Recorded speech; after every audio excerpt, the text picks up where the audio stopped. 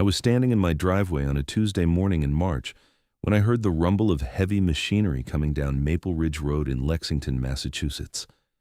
That sound alone should not have worried me, but something in my gut twisted as I watched a demolition crew turn into my property with equipment that looked like it could level a small building.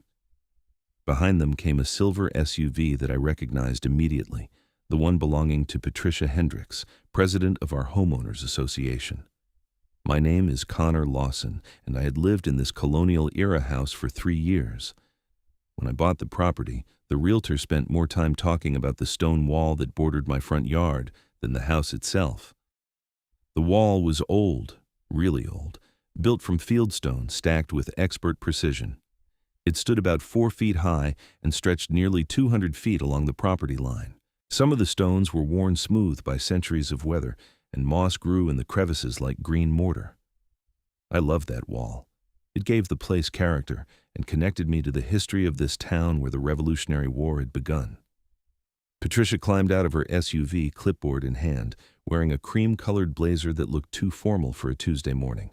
She was in her late 40s with highlighted blonde hair styled in that aggressive bob that seemed to be the uniform of HOA presidents across America. Her lips were pursed in what I had come to recognize as her default expression of righteous authority. "Good morning, Connor," she called out, her voice dripping with false sweetness. "I hope you received the violation notice we sent last week." I stepped off my porch, my coffee mug still in hand. "Patricia, what are you talking about? I never received any notice." She made a show of flipping through papers on her clipboard. "We sent it to your mailing address on file. The stone wall along your property line is in violation of Section 7, Paragraph 3 of the HOA bylaws regarding perimeter fencing and walls.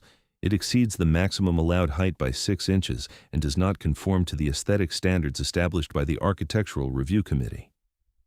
"That wall has been here for over 200 years, I said, my voice rising despite my attempt to stay calm. "It was here before this HOA even existed, before any of these houses existed."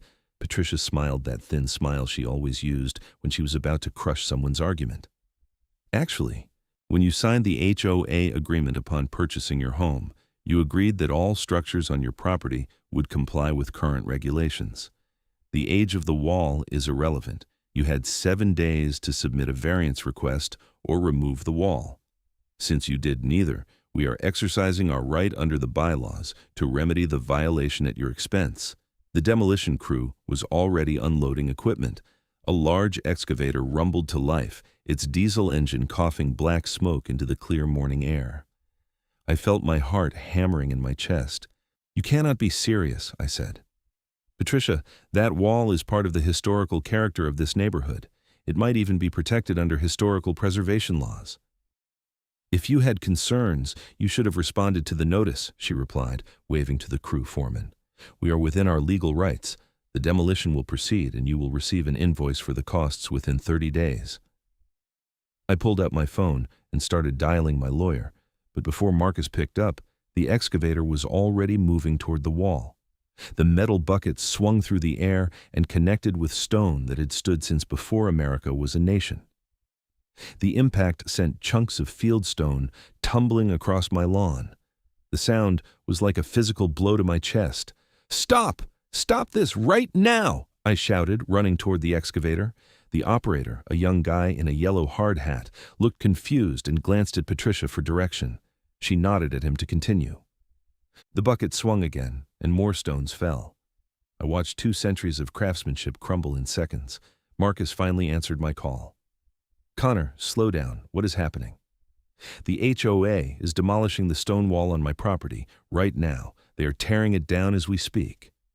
"Do you have a court order showing they have the right to do that?" I looked at Patricia. "Do you have a court order?" She actually laughed. "We do not need a court order. Read your HOA agreement, Section 12. The association has the right to remedy violations on member properties after proper notice has been given. This is all completely legal." I relayed this to Marcus, who told me to document everything with photos and video and that he would file for an emergency injunction, but it would take at least a few hours to get before a judge. By then, I knew the wall would be gone. For the next 2 hours, I stood in my yard filming the destruction while trying not to lose my mind. Patricia remained the entire time, occasionally speaking to the crew foreman or checking her phone. Neighbors came out to watch. Some looked sympathetic. Others, the ones who were tight with Patricia and the HOA board, looked satisfied, as if justice was being served. The wall came down in sections. The excavator would smash apart a portion, then a small bobcat would scoop up the stones and dump them into a truck.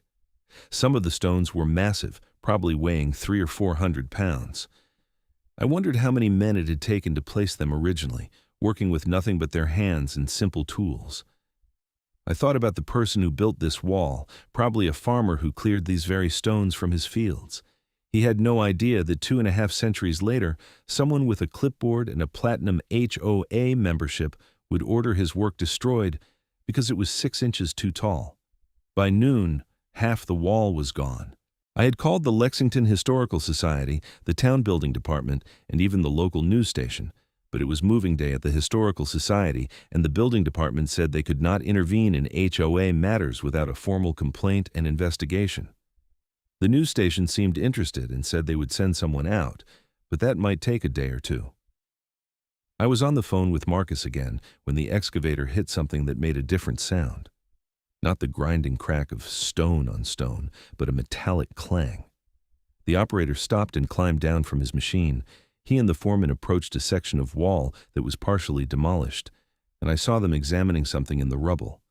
I walked over, filming with my phone. Embedded in the core of the wall, between 2 layers of stone, was a metal box. It was made of iron or steel, heavily rusted, but still intact.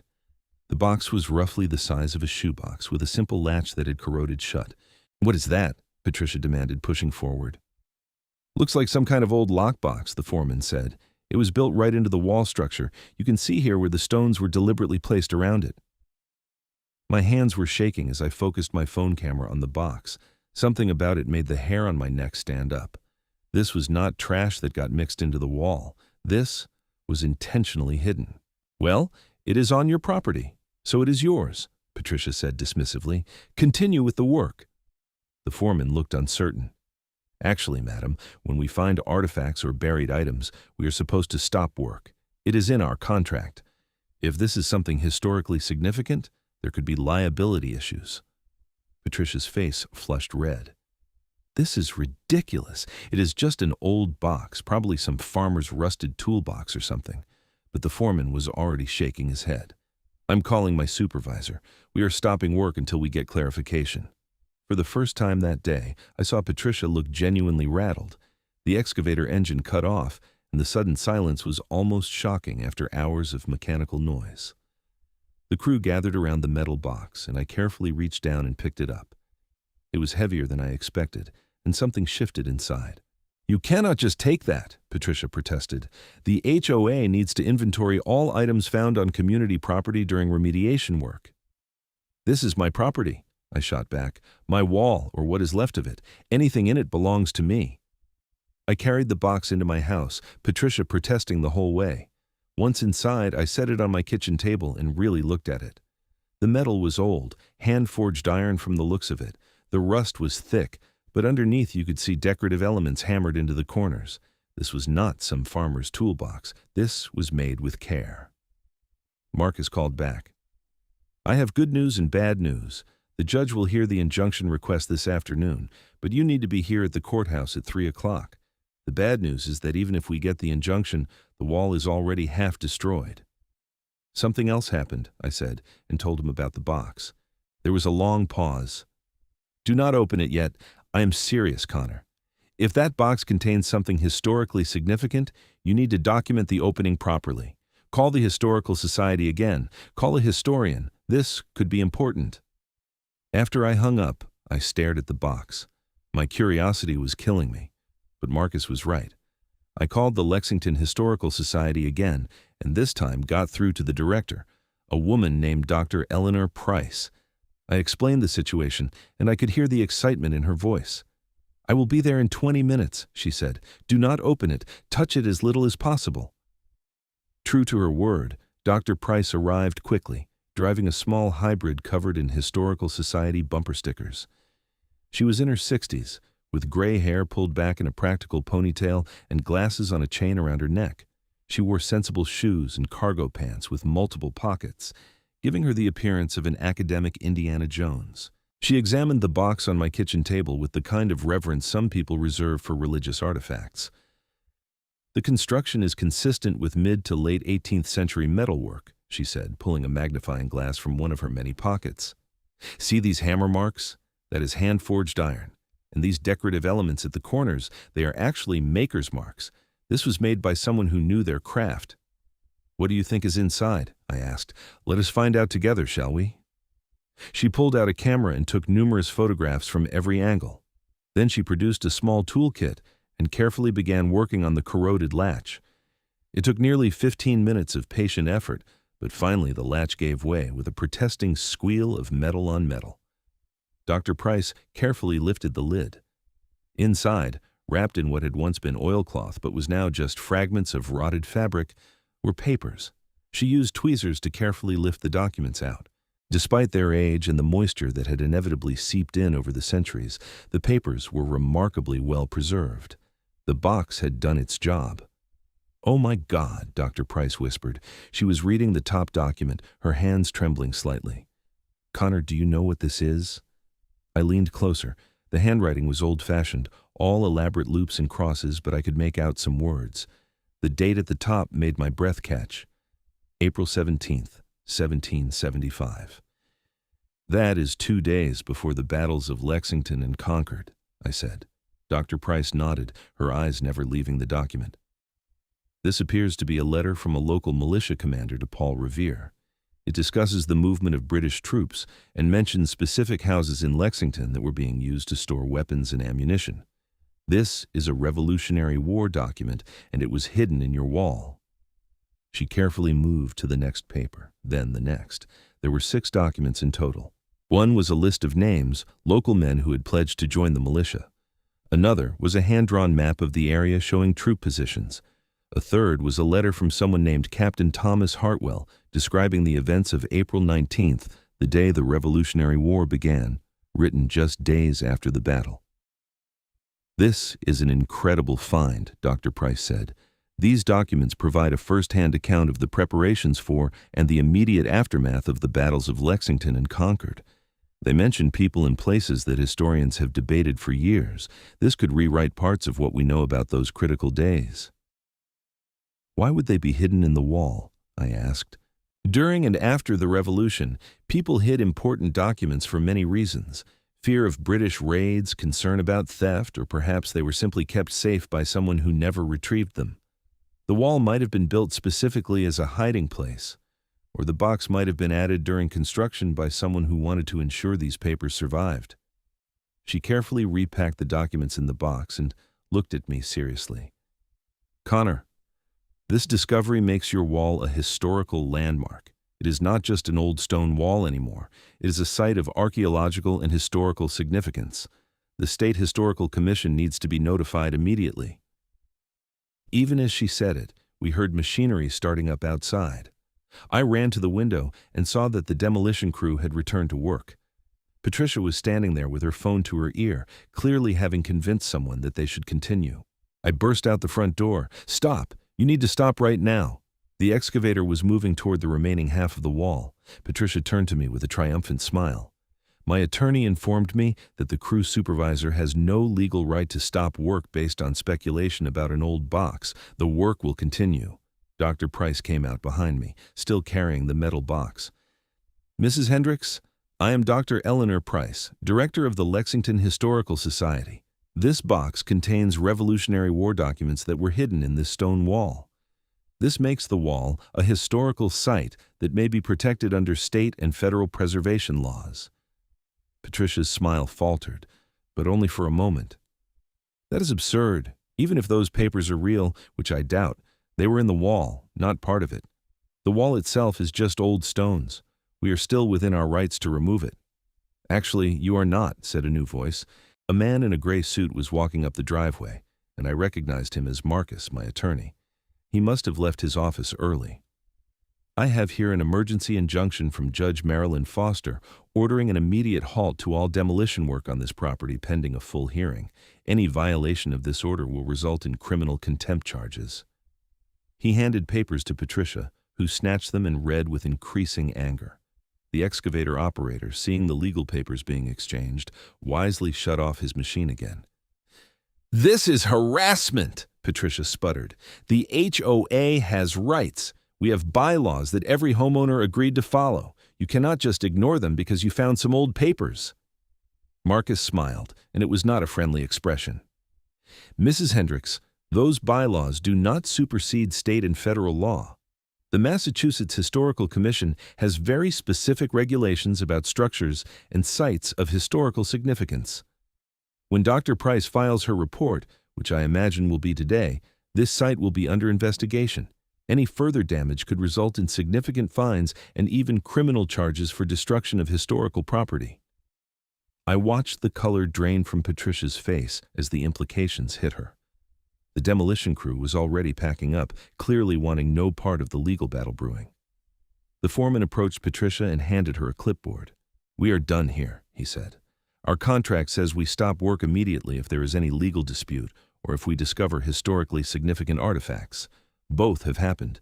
You will get a bill for the work completed." Patricia tried to argue, but the foreman was already walking back to his equipment. Within 20 minutes, the crew was gone, leaving my property in ruins. Half the wall was destroyed, with rubble and broken stones scattered across the lawn. The other half still stood, but now there was a gaping wound where the metal box had been hidden for 2.5 centuries. Dr. Price was already on her phone, calling the State Historical Commission. Marcus was photographing the damage for our lawsuit. I just stood there, looking at what remained of the wall and trying to process everything that had happened. Over the next few days, my property became the center of a small media circus. The local news ran a story about the hidden Revolutionary War documents, and it got picked up by Boston stations, then national news. Historians from Harvard and Boston University came to examine the wall and the documents. The State Historical Commission sent investigators who carefully documented every stone. The papers found in the box were authenticated quickly. The handwriting matched known samples from Paul Revere and other revolutionary figures. The information in the letters corroborated and expanded on historical records. One document in particular caused excitement among historians because it mentioned a meeting at a house that was thought to have been torn down in the 1800s, but which apparently still stood in Lexington under a different name. Within a week, my stone wall was officially designated as a protected historical landmark under both state and federal law. The Massachusetts Historical Commission issued a formal order prohibiting any further damage or alteration to the remaining structure. The National Park Service, which manages several Revolutionary War sites in the area, sent representatives to assess whether the wall should be incorporated into the Minuteman National Historical Park. Patricia and the HOA were facing serious problems. The State Attorney General's office opened an investigation into whether the partial destruction of the wall constituted illegal destruction of a historical site. Even though the wall's historical significance was not known at the time of the demolition, the fact that the HOA had proceeded without proper permits or archaeological assessment made them potentially liable. Marcus filed a civil lawsuit on my behalf seeking damages for the destruction of the wall, emotional distress, and violation of my property rights. The suit named Patricia personally and the HOA as an organization. We were asking for $250,000 in actual damages and punitive damages to be determined by a jury. The HOA's insurance company got involved immediately and tried to claim that the policy did not cover this type of incident. That led to a separate legal battle between the HOA and their insurer. Meanwhile, other homeowners in the subdivision were furious because they realized that the HOA's actions might result in a massive special assessment to cover legal costs and damages. I received a formal apology letter from the HOA board, though notably it was not signed by Patricia. The letter stated that the demolition had been carried out based on incomplete information and that the board was reviewing its procedures to prevent similar situations in the future. It was classic non-apology that admitted no real wrongdoing. But the real drama was just beginning. As news of the discovery spread, a historian named Dr. Robert Matheson from Boston University published an article arguing that the wall was likely built by or under the direction of Captain John Parker, the militia commander who led the Lexington Minutemen during the battle on April 19, 1775. Dr. Matheson had found property records showing that my land was part of a larger farm owned by the Parker family in the 18th century. The positioning of the wall, the quality of its construction, and now the discovery of these hidden documents all suggest this was not merely a property boundary, Dr. Matheson explained in an interview with the Boston Globe. This was a deliberate structure built to last, possibly intended from the beginning to serve as a hiding place for important documents. The Parker family would have known that these papers, which implicated local residents in treasonous activity against the Crown, needed to be protected. This revelation elevated the significance of the site even further. The Lexington Town Council held a special meeting to discuss how to preserve and potentially convert the site into a public historical attraction. There was talk of creating a small museum or visitor center on part of my property, with appropriate compensation to me, of course. Patricia, meanwhile, was losing control of the HOA. A group of homeowners, angry about the potential special assessment and embarrassed by the negative publicity, started a petition to remove her from the board. They needed signatures from 50% of HOA members to force a special election, and they got that in less than a week. The special election meeting was held at the community center on a Saturday afternoon in mid-April. The room was packed with homeowners, many of whom I had barely ever spoken to before. I attended with Marcus, sitting in the back and watching the proceedings. Patricia tried to defend her actions, standing at the podium and reading from prepared remarks. I acted in accordance with the HOA bylaws and in the best interests of the community. The architectural standards exist to protect property values for everyone. How could anyone have known that an old stone wall contained historical artifacts? A man in the audience stood up. I recognized him as Donald Ferguson, who lived 3 houses down from me.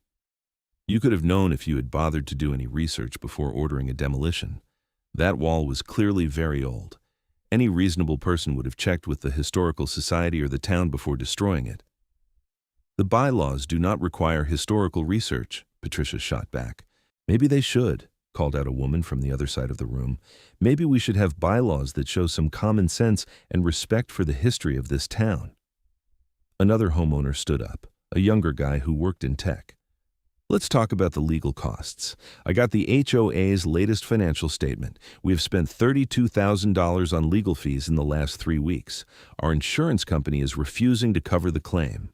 If we lose the lawsuit, we are all going to be hit with a special assessment that could be $5,000 or $6,000 per household. That is on top of our regular HOA dues. The mood in the room turned ugly. People were shouting questions and accusations. Patricia tried to maintain order, but she had lost the room. The vote to remove her from the board was not even close. 83% voted in favor of removal. The vote to remove the other 2 board members who had supported the demolition was nearly as lopsided. A new temporary board was appointed immediately, and their first act was to authorize settlement negotiations with me. They wanted this mess resolved before it got any worse. Marcus and I met with the new HOA board and their attorney 2 days later. The meeting was civil, almost apologetic. The new board president, a retired teacher named George Kimball, opened by expressing his personal regret for what had happened. This should never have occurred, he said. The previous board acted hastily and without proper consideration for the historical and cultural significance of the properties in our community. We want to make this right. The settlement they proposed was generous. The HOA would pay $325,000 in damages. They would fund the complete restoration of the wall using historical masons who specialized in colonial-era stonework, estimated to cost another $150,000. They would cover all my legal fees. And they would grant me a permanent variance from all HOA architectural standards for my property, meaning I could never again be subject to these kinds of demands. In exchange, I would drop the lawsuit and agree not to pursue any further claims. I would also agree to work with the town and the Historical Commission on any plans to create public access to the site, though I would retain ownership of my property and have final say on any such plans. Marcus and I discussed it privately. "It is a good offer," he said. "You would be hard-pressed to get much more even if we went to trial and won on every point, and trials are expensive and time-consuming. This gets you full restoration and substantial compensation now." I agreed to the settlement. We signed the papers that afternoon. The relief in the room was palpable. The HOA representatives looked like condemned prisoners who had just received a pardon. But I had one more question. What about Patricia? Is she facing any personal consequences? George Kimball grimaced. She resigned from the HOA entirely. She has also retained her own attorney because the state attorney general is still investigating whether criminal charges are warranted for destruction of historical property. That's out of our hands now. The restoration of the wall began in May. The Historical Commission hired a master mason named Richard Brennan, who had worked on restoration projects at Colonial Williamsburg and other historical sites. He was a big man in his 50s, with hands scarred from decades of working with stone. He treated each piece of the wall like a sacred relic. Therefore, the people who built this knew what they were doing, he said, examining the stones that had been knocked down. See how they selected each stone for its shape and how it would fit with its neighbors? No mortar, just carefully placed stone on stone with smaller stones wedged in to lock everything together. This is expert work. It would have taken months to build originally. Richard and his crew worked slowly, painstakingly. They documented the original construction techniques and replicated them exactly. Some of the original stones had been damaged beyond use, and Richard traveled to quarries across Massachusetts looking for period-appropriate fieldstone to replace them. He even found stones from an old farm wall that was being dismantled in Concord and incorporated those into the reconstruction. I watched the work whenever I could, fascinated by the process. Richard explained everything as he went, turning the restoration into an education about colonial-era construction methods. News crews came back several times to film the restoration work, and the story became a feel-good follow-up to the original controversy.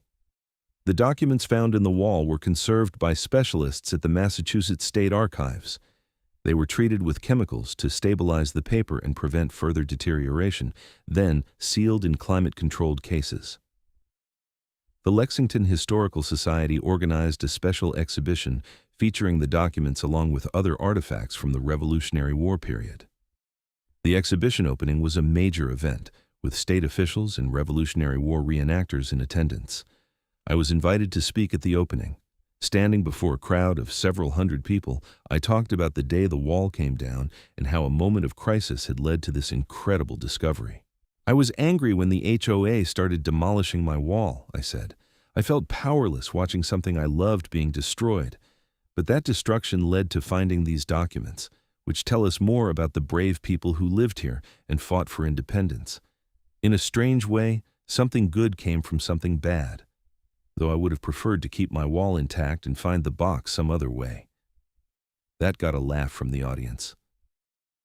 After my speech, Dr. Price presented me with a framed photograph of the documents and a plaque recognizing my contribution to the preservation of American history. It felt strange being praised for something that had been done to me rather than by me, but I appreciated the gesture. The State Attorney General's investigation into Patricia concluded in June. After reviewing all the evidence, the AG's office decided not to file criminal charges. Their statement explained that while the demolition was regrettable and arguably negligent, it did not rise to the level of criminal conduct because the historical significance of the wall was not known at the time. However, the statement also noted that HOAs and contractors should exercise appropriate caution before demolishing or significantly altering old structures, including conducting historical assessments when appropriate. Patricia avoided criminal charges, but her reputation in Lexington was destroyed. She put her house up for sale within weeks of the AG's decision.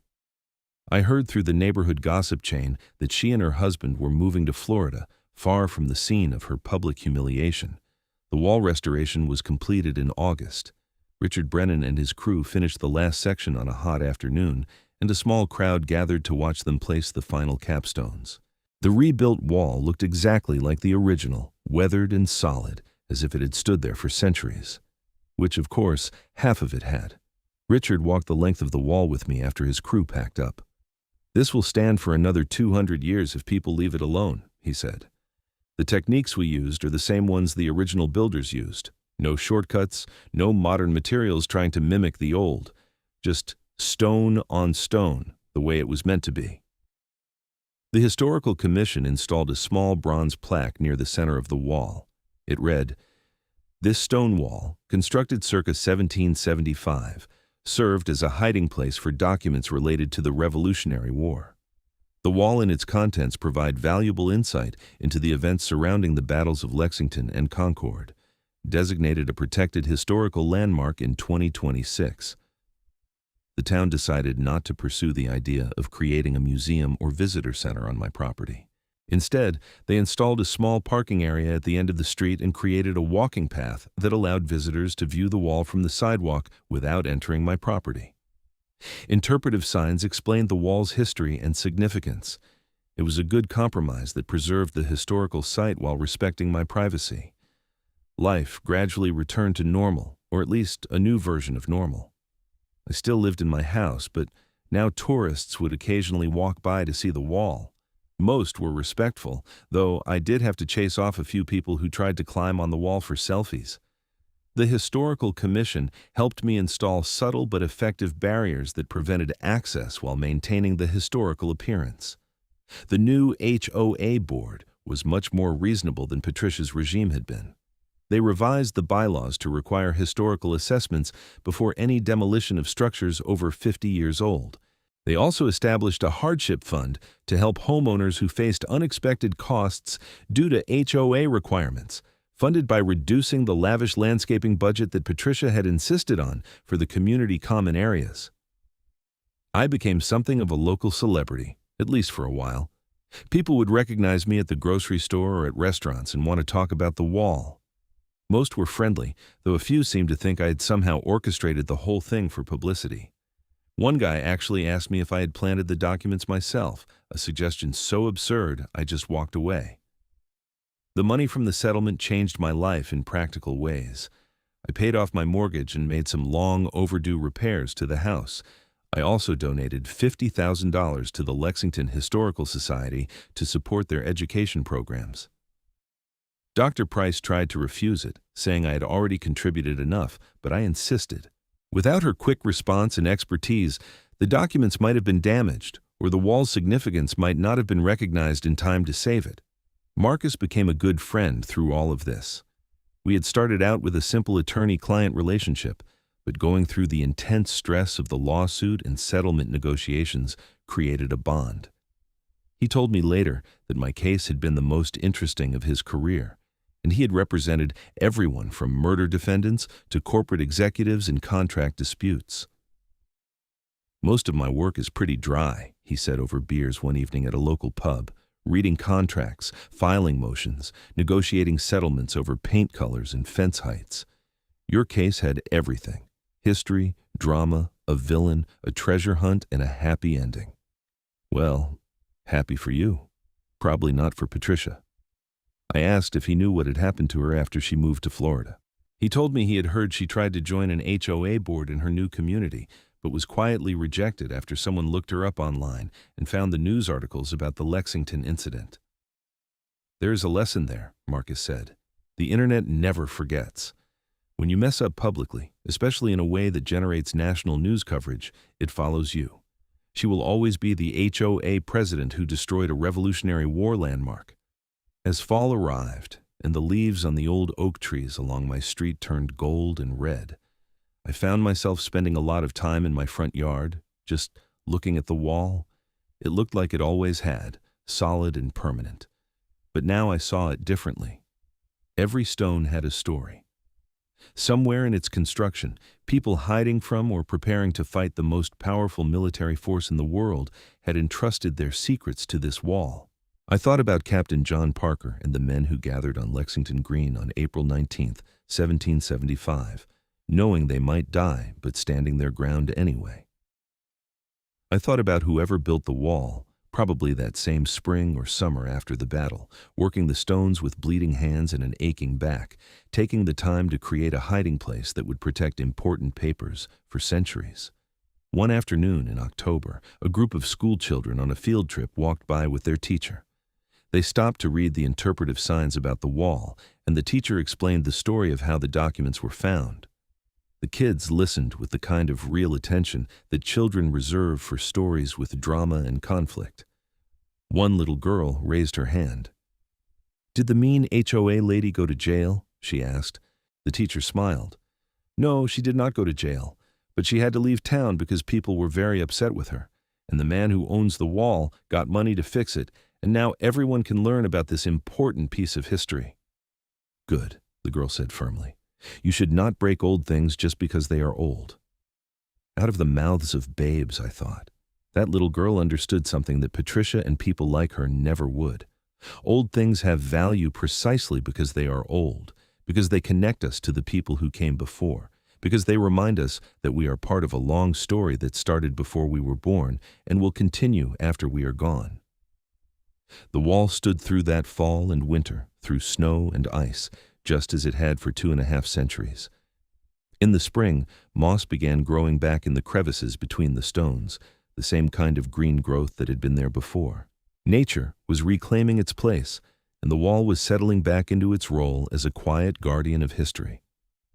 I received a letter in March from the National Park Service informing me that my wall had been officially added to the National Register of Historic Places. This was different from the state and local protections already in place. It was a federal recognition that the site had national significance to American history. The letter came with a certificate suitable for framing and an invitation to a ceremony in Washington, D.C., where several sites were being added to the register. I went to the ceremony, flying down to D.C. for the first time in years. It was held in a beautiful room in the Department of the Interior building, with high ceilings and portraits of past secretaries on the walls. There were about 30 other people there representing different historical sites being added to the register, everything from a civil rights meeting house in Alabama to a lighthouse in Maine. When my turn came to be recognized, the director of the National Park Service read a brief description of the wall and its significance. The Parker Stone Wall, as it has become known, represents both the physical and metaphorical foundations of American independence. Built by patriots during or immediately after the Revolutionary War, it served the practical purpose of marking property boundaries while also concealing documents that could have endangered the lives of those who fought for freedom. Its preservation, nearly lost to modern development pressures, reminds us that history is all around us, often hidden in plain sight. After the ceremony, I spoke with some of the other people whose properties or sites were being recognized. A woman from Virginia owned a plantation where enslaved people had escaped during the Civil War, and archaeological work had uncovered their hiding places. A man from Pennsylvania represented a town where suffragettes had organized some of the first women's rights meetings. Each site had its own story, its own connection to the larger American narrative. Flying back to Boston that evening, I thought about how random it all was. If I'd bought a different house, if Patricia had not been quite so aggressive, if the demolition crew had broken the metal box instead of preserving it, if any of a dozen things had gone differently, the documents would still be hidden in the wall or lost forever. History is preserved by a combination of intention and accident, of people who care enough to fight for it, and lucky breaks that reveal what was hidden. Back home, spring was turning to summer. The wall looked the same as always, solid and weathered, keeping its secrets. Except now those secrets were known, preserved in climate-controlled archives, studied by historians, and taught to school children. The wall itself had become a teacher, a physical reminder of the cost of freedom and the long shadow that history casts over the present. I never joined the HOA board, though I was asked several times. I had no interest in managing the community pool or debating the merits of different mailbox styles. But I did attend the annual meetings, and I made sure my voice was heard when decisions came up that affected the historical character of the neighborhood. Others followed my lead, and gradually The HOA transformed from an organization obsessed with uniformity into one that valued history and individuality. Patricia never came back to Lexington, as far as I know. Her house sold to a young couple with 2 kids who loved the colonial character of the neighborhood. They were thrilled to live near the famous wall and often brought their children to walk by it, teaching them about the Revolutionary War and why it mattered. The Lexington Historical Society created an annual lecture series called The Parker Wall Talks, featuring historians speaking about different aspects of the Revolutionary War.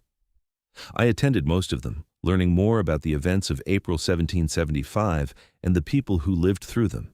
Each lecture added depth and context to the documents that had been found in my wall, and I began to see those papers not just as historical artifacts, but as the words of real people who had been terrified and brave and unsure what the future would hold. Dr. Price became a regular visitor to my house. She would stop by every few months, ostensibly to check on the condition of the wall, but really just to chat about history and life. She told me stories about growing up in Lexington, about how as a child she had played on old stone walls without knowing their significance, about her decision to become a historian because she wanted to keep the past alive. Most people go through life thinking history is something that happened to other people in other times, she said one afternoon while we sat on my porch looking at the wall. But history is everywhere. It is in the streets we walk on, the buildings we pass every day, the walls that mark our property lines. We are living in places where important things happened, and most of the time we do not even know it. She paused, sipping the iced tea I had made. What happened here, with your wall? It was a wake-up call for this community. People realized that the old things they had been taking for granted actually mattered. I have had more people calling the Historical Society in the past year than in the previous 10 years combined. Everyone wants to know the history of their house, their street, their property. That is Patricia's unintended legacy. She made people care about history by almost destroying a piece of it. Summer turned to fall again, then winter, then spring once more. The cycles continued as they had for centuries, indifferent to human drama. The wall stood through it all, a line of stones marking a boundary and marking time itself. I would be lying if I said I did not think about what else might be hidden in those stones, what other secrets might be waiting to be discovered. But I had no intention of taking the wall apart to find out. Some mysteries are better left unsolved, some secrets better left hidden. The tourists still came, though fewer than in the first year after the discovery. The wall had been integrated into the Lexington Historical Tour Circuit, along with the Battle Green and the Buckman Tavern and the other Revolutionary War sites. Tour guides would bring groups by and tell the story, usually getting at least a few details wrong, but conveying the basic truth, that this wall had witnessed the birth of a nation and had kept its secrets until they were almost lost forever.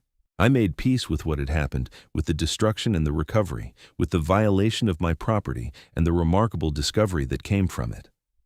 Life is rarely simple or entirely good or entirely bad. Sometimes the worst things lead to the best outcomes. Sometimes loss leads to discovery. Sometimes what seems like an ending is really a beginning. On the 4th of July, 2 years after the wall came down and was rebuilt, the town held its annual Independence Day celebration on the Battle Green. There were speeches and reenactments and fireworks after dark. Dr. Price asked me to say a few words about the wall and its significance. I agreed, though I had never been comfortable with public speaking. Standing before a crowd of several thousand people, with the sun setting behind the historic buildings surrounding the green, I kept my remarks short. 251 years ago, men stood on this green and faced the British Army. They did not know if they would survive the day. They could not have imagined the nation that would grow from their courage, but they stood anyway, and because they did, we are all here today. I paused, looking out at the faces in the crowd, old and young, every race and background, all of them American in a way that would have been unimaginable to those first patriots. A stone wall on my property, built by those patriots or their neighbors, kept some of their words safe for us. That wall was almost destroyed by bureaucratic indifference, by people who valued rules over history, uniformity over significance. But it was saved, and the documents it protected are now part of our national heritage. We have to remember that history is not just in museums and monuments. It is all around us, in old walls and old buildings and old trees. We have to protect it, not just because it is old, but because it reminds us who we are and how we got here. It reminds us that ordinary people doing ordinary things can become extraordinary when history calls on them. The crowd applauded, and the reenactors fired their muskets in salute, the sound echoing off the buildings just as it had on that April morning so long ago. I stepped down from the platform and disappeared back into the crowd, just another person celebrating the 4th of July in a town where independence was born. Walking home later that evening, I could see the wall from the street, illuminated by the streetlight on the corner. It looked like what it was: old stones stacked by human hands, a simple structure serving a simple purpose. But I knew better now. I knew that simple things can be profound, that old things can speak across centuries, and that sometimes you have to lose something to truly understand its value. The wall would stand for generations to come, protected by law and by a community that finally understood what it had nearly lost. Children not yet born would walk past it and learn about the Revolutionary War. Historians not yet educated would study the documents found within it and add new insights to our understanding of that crucial time. The wall would endure, as it had endured for 2.5 centuries, a silent witness to the long arc of American history. And I would continue to live in its shadow, the accidental guardian of a piece of the past, the man who almost lost everything and gained something he never expected. Every morning I would drink my coffee on the porch and look at those stones. And every morning I would remember the day Patricia Hendricks and her clipboard tried to tear down history and ended up revealing it instead. Some days I even felt grateful to her, in a strange way, for being the catalyst that turned an old wall into a national treasure and turned my quiet life into something worth remembering. The wall stood, and the story was complete, except that stories about history are never really complete. They continue in the hearts and minds of everyone who encounters them, growing and changing with each telling, each generation adding its own understanding and perspective. My story was one small chapter in the wall's long history, and the wall's story was one small part of the larger American story that continues to unfold every day. That was enough. More than enough. It was everything.